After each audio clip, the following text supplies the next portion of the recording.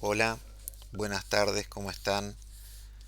Bueno, en esta ocasión les voy a comentar el libro Pedro el Grande, escrito por Henri Troyat, probablemente una de las biografías que más impacto me ha causado, dado las características extraordinarias de este zar. Le puse al relato el siguiente título: Pedro el Grande, el hombre que obligó a Rusia a cambiar. A finales del siglo XVII, Rusia era un inmenso territorio que parecía vivir a espaldas de Europa.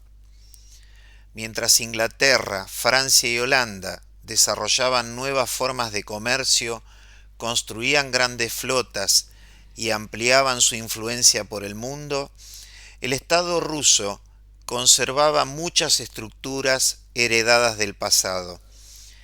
Nadie imaginaba entonces que un solo hombre transformaría por completo el destino de aquella nación. Era un personaje extraordinario. Medía más de 2 metros de altura. Trabajaba con sus propias manos como carpintero naval. Poseía una energía inagotable y una curiosidad que parecía no tener límites. Su nombre era Pedro I, pero la historia lo recordaría como Pedro el Grande. Sin embargo, antes de convertirse en el fundador de la Rusia moderna, tuvo que sobrevivir a conspiraciones familiares, guerras interminables, rebeliones sangrientas y una tragedia que alcanzaría incluso a su propio hijo. Para entender cómo comenzó todo, hay que retroceder hasta el año 1682. La muerte del zar Fiódor III desencadenó una feroz disputa por la sucesión. Dos grandes familias de la corte luchaban por imponer a sus candidatos. Por un lado estaban los Miloslavski, por el otro los Narishkin, la familia del joven Pedro. La tensión terminó explotando de forma brutal.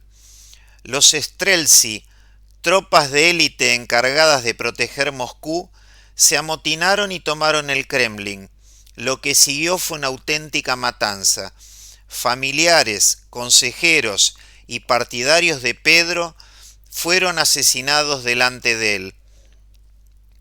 El futuro zar era apenas un niño. Aquellas escenas de violencia dejaron una huella profunda en su personalidad. Durante el resto de su vida mostraría una mezcla de valentía, desconfianza y dureza que muchos historiadores atribuyen a los acontecimientos de aquellos días.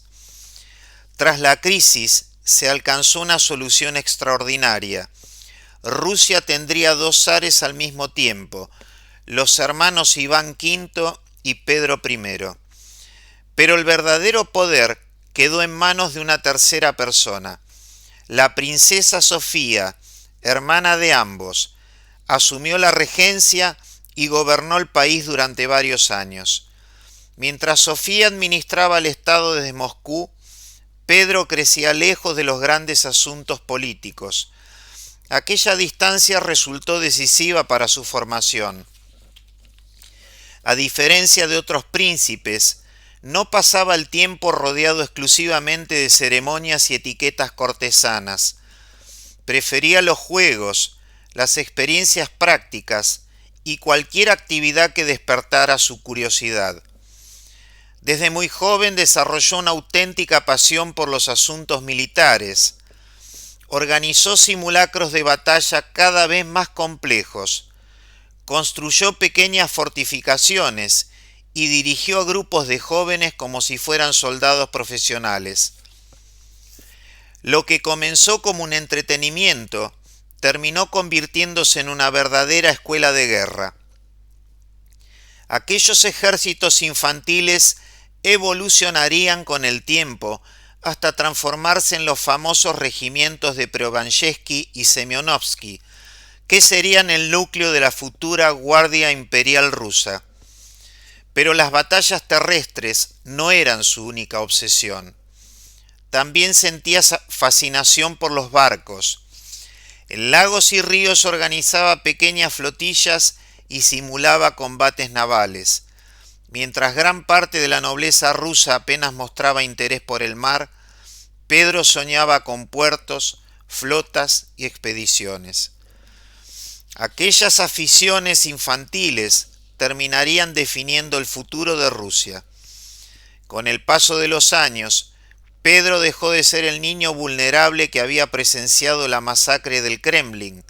Se convirtió en un joven decidido a ejercer el poder que consideraba suyo. La tensión con Sofía fue creciendo hasta desembocar en un enfrentamiento político abierto. Finalmente, Pedro se impuso. Sofía fue apartada del gobierno y confinada en un convento hasta el final de sus días. Por primera vez tenía el control efectivo del Estado. Fue entonces cuando comenzó a frecuentar uno de los lugares más peculiares de Moscú, el llamado barrio alemán. Allí vivían comerciantes, ingenieros, artesanos, militares y aventureros procedentes de distintos países europeos. Pedro quedó fascinado. Mientras muchos nobles rusos observaban a los extranjeros con desconfianza, él pasaba horas conversando con ellos, estudiando sus técnicas y escuchando relatos sobre países que parecían mucho más avanzados que Rusia. Aquellas experiencias le hicieron comprender que, si quería convertir a Rusia en una gran potencia, debía transformarla profundamente. Pero antes necesitaba resolver un problema fundamental. Rusia carecía de acceso adecuado al mar. Sin puertos importantes, el comercio y la expansión resultaban limitados. Por eso dirigió su atención hacia el sur, donde el Imperio Otomano dominaba posiciones estratégicas. Las campañas fueron difíciles, pero finalmente logró capturar la fortaleza de Azov. Aquella victoria tuvo una enorme importancia para él. Le confirmó algo que sospechaba desde hacía tiempo. Rusia necesitaba desesperadamente una marina moderna. La construcción de una flota se convirtió entonces en una obsesión personal. Sin embargo, Pedro comprendía que todavía tenía mucho que aprender. Por eso, tomó una decisión absolutamente extraordinaria para un monarca de su tiempo. En 1697 emprendió un largo viaje por Europa occidental, viaje que fue conocido como la Gran Embajada. Lo sorprendente no fue únicamente el viaje, sino la manera en que lo realizó. Pedro no quería limitarse a observar, quería aprender. Visitó Holanda, Inglaterra y otros países. Recorrió puertos, arsenales, talleres y fábricas. Conversó con ingenieros, navegantes y especialistas. En Holanda ocurrió algo impensable para un soberano de la época. Trabajó personalmente en astilleros navales como un simple operario. Aprendió a cortar madera, a ensamblar estructuras y a supervisar la construcción de embarcaciones. Mientras otros reyes enviaban emisarios para obtener información, él prefería adquirir los conocimientos con sus propias manos. Aquella experiencia reforzó una característica que lo acompañaría siempre: el desprecio por la ociosidad y la admiración por el conocimiento práctico. Regresó a Rusia convencido de que el país debía cambiar radicalmente. Pero mientras aprendía en Europa, los fantasmas del pasado seguían vivos. Los Streltsy volvieron a rebelarse. Cuando Pedro regresó, la respuesta fue brutal. Los responsables fueron ejecutados o castigados con una severidad extrema. El mensaje era inequívoco: nadie desafiaría al zar sin sufrir las consecuencias. Aquella represión mostró una de las grandes contradicciones de Pedro. Era un reformador visionario, pero también un gobernante implacable. A partir de entonces, comenzó una serie de reformas que alteraron profundamente la sociedad rusa. Muchas de ellas afectaron incluso la apariencia física de sus súbditos. Convencido de que Rusia debía parecerse más a Europa occidental, decidió combatir una de las tradiciones más arraigadas de su país, las largas barbas que llevaban nobles, comerciantes y funcionarios. Quienes deseaban conservarlas debían pagar un impuesto especial. Como comprobante de pago, recibían una ficha metálica que demostraba haber abonado el tributo. Para numerosos rusos aquello resultaba ofensivo. La barba tenía profundas connotaciones religiosas y culturales, pero Pedro estaba decidido. Algunos testimonios afirman incluso que llegó a cortar personalmente las barbas de ciertos cortesanos durante recepciones oficiales. Para unos era una excentricidad, para otros simbolizaba la transformación de Rusia. Sin embargo, las reformas exteriores eran apenas una parte de sus ambiciones. Mientras tanto, un desafío mucho más peligroso se aproximaba desde el norte. Suecia dominaba la región del Báltico bajo el liderazgo de un rey brillante y audaz, Carlos XII. Pedro decidió enfrentarlo. La primera gran prueba fue un desastre para Pedro. En la batalla de Narva, el ejército ruso sufrió una derrota humillante. Muchos gobernantes habrían aceptado el fracaso. Pedro hizo exactamente lo contrario. Reorganizó completamente sus fuerzas armadas, modernizó armamentos, mejoró el entrenamiento, contrató especialistas extranjeros y fortaleció la administración estatal. Durante años trabajó incansablemente para reconstruir el poder militar ruso. El esfuerzo culminó en el año 1709. En la batalla de Poltava, el ejército ruso obtuvo una victoria decisiva sobre los suecos. Fue uno de los momentos más importantes de la historia europea. Rusia dejaba de ser una potencia periférica para convertirse en un actor central en los asuntos del continente. Incluso antes de alcanzar esa victoria, Pedro había iniciado un proyecto gigantesco. En las costas del Báltico, sobre terrenos pantanosos atravesados por el río Neva, ordenó construir una nueva ciudad. Muchos consideraron la idea una locura. Las condiciones eran terribles: el barro, las inundaciones, el frío y las enfermedades acompañaron la obra durante años. Miles de trabajadores participaron en la construcción. Sin embargo, Pedro supervisaba personalmente los trabajos. Para él, aquella ciudad tenía un significado especial. No era solamente una capital, era una declaración política. Era la demostración visible de que Rusia estaba mirando hacia Europa. Y así nació San Petersburgo. Todavía hoy sigue siendo uno de los monumentos más impresionantes a su legado. Con el paso de los años, el prestigio internacional de Pedro creció enormemente. En 1717 visitó Francia y fue recibido como uno de los gobernantes más importantes de Europa. Aquel gigante ruso que años antes había trabajado como carpintero naval era ahora el líder de una potencia emergente.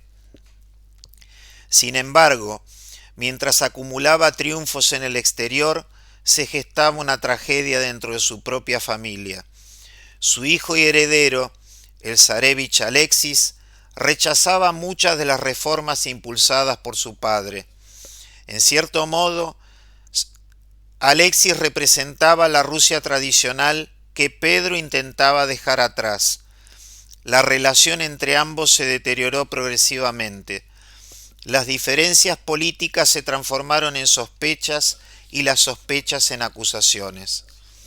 Finalmente, Alexis fue arrestado y sometido a interrogatorios. Poco después murió en circunstancias que continúan siendo debatidas por los historiadores. El episodio proyectó una sombra oscura sobre el reinado de Pedro y mostró hasta qué punto estaba dispuesto a sacrificar incluso los vínculos familiares en defensa de su proyecto político. Pese a todo, continuó reformando el país. La administración fue reorganizada, la marina se fortaleció, la educación técnica recibió un impulso sin precedentes. Las costumbres occidentales comenzaron a difundirse por las principales ciudades. Pedro parecía interesado en todo: ingeniería, navegación, medicina, anatomía, artillería y construcción naval. Su curiosidad era tan amplia como peculiar. Entre sus aficiones más extrañas se encontraba la odontología. Sentía una fascinación especial por la extracción de dientes. Algunos cortesanos temían acudir a él con un dolor de muelas, porque existía la posibilidad que el propio emperador decidiera intervenir personalmente. Durante años reunió una colección de dientes extraídos por sus propias manos. Era una afición extraña incluso para los estándares de la época, pero reflejaba perfectamente su carácter. Una mezcla de curiosidad científica, energía desbordante y gusto por la acción directa. La corte también reflejaba esa personalidad imprevisible.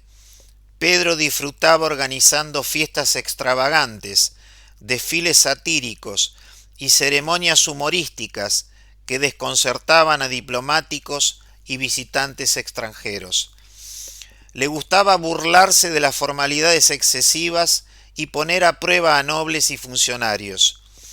Aquellas celebraciones podían resultar escandalosas para los sectores más conservadores, pero también revelaban un rasgo constante de su personalidad: la voluntad de desafiar las convenciones. A medida que envejecía, su salud comenzó a deteriorarse. Sin embargo, seguía siendo incapaz de permanecer inactivo. En el otoño de 1724 observó que una embarcación se encontraba en dificultades cerca de la costa del Golfo de Finlandia. A pesar de encontrarse enfermo, se internó en aguas heladas para ayudar en el rescate de varios marineros. La escena parecía salida de su juventud. El mismo hombre que había trabajado en astilleros y construido una marina seguía dispuesto a actuar personalmente cuando veía a alguien en peligro. Pero aquella decisión tuvo consecuencias. Poco después, su estado de salud empeoró gravemente. Muchos historiadores consideran que aquel esfuerzo agravó las enfermedades que ya padecía y aceleró el desenlace final. Por último, en 1725, Pedro murió a la edad de 52 años. Detrás de él quedaba un país profundamente diferente del que había heredado. La Rusia aislada y relativamente atrasada de su juventud se había convertido en una potencia europea. Había creado una marina moderna, reorganizado el ejército, fundado una nueva capital y abierto una ventana hacia Occidente. Sin embargo, la transformación tuvo un costo enorme. Miles de personas murieron en guerras, represiones y proyectos monumentales. Por eso la figura de Pedro el Grande sigue generando debates más de 3 siglos después de su muerte. Fue un reformador extraordinario y un gobernante despiadado, un visionario capaz de imaginar una Rusia completamente nueva y un autócrata dispuesto a imponer su voluntad por cualquier medio. Tal vez esa sea la razón por la que continúa fascinando a historiadores y lectores, porque Pedro el Grande no fue simplemente el hombre que modernizó a Rusia, sino que fue el hombre que obligó a Rusia a cambiar.